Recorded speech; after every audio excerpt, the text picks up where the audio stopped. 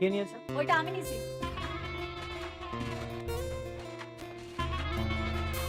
আসসালামু আলাইকুম বন্ধুরা, কেমন আছেন সবাই?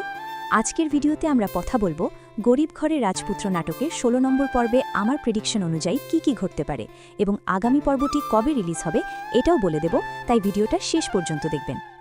আর সত্যি বলতে এই পর্বটা হতে যাচ্ছে পুরো গল্পের সবচেয়ে শকিং আর ইমোশনাল একটা টার্নিং পয়েন্ট, কারণ এবার গল্পে আসছে ভালোবাসা, প্রতিশোধ আর সবচেয়ে বড় সত্যের মুখোমুখি হওয়া। চলুন শুরু করি।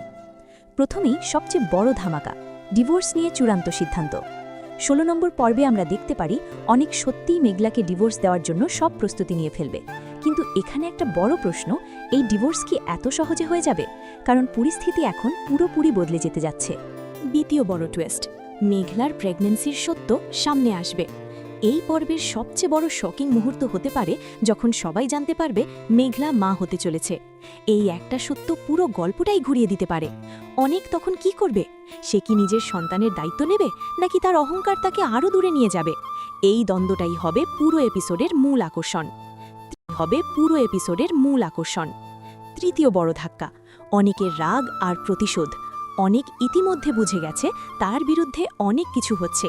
সে এবার প্রতিশোধ নেওয়ার জন্য আরও এগ্রেসিভ হয়ে উঠবে। সে হয়তো চেষ্টা করবে মেঘলা আর তার পরিবারকে পুরোপুরি ভেঙে দিতে, এবং এখানেই শুরু হবে বড় সংঘর্ষ। চতুর্থ টুইস্ট, মেঘলার শক্ত অবস্থান। মেঘলা এবার আর আগের মতো চুপ থাকবে না। সে নিজের সন্তানের জন্য, নিজের সম্মানের জন্য দাঁড়িয়ে যাবে। একটা দৃশ্যে হয়তো আমরা শুনতে পারি, আমার সন্তানের জন্য আমি একাই যথেষ্ট। এই সংলাপটা দর্শকদের হৃদয়ে দাগ কেটে যাবে। পঞ্চম বড় ঘটনা, ব্যবসায় নতুন সংঘর্ষ। প্রজেক্ট নিয়ে যে দ্বন্দ্ব শুরু হয়েছে সেটা আরও বড় আকার নিতে পারে।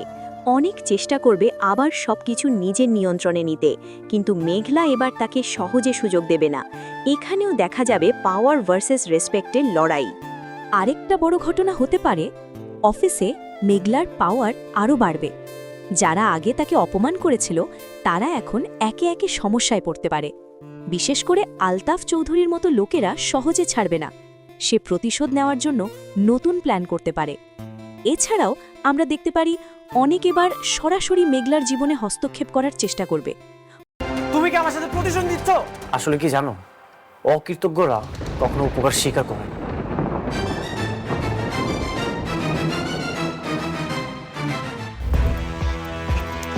আমি কোনো ঝামেলা চাই না। This is one way road. তোমাদের গাড়িটা রং সাইড আছে, তোমার গাড়িটা পিছক।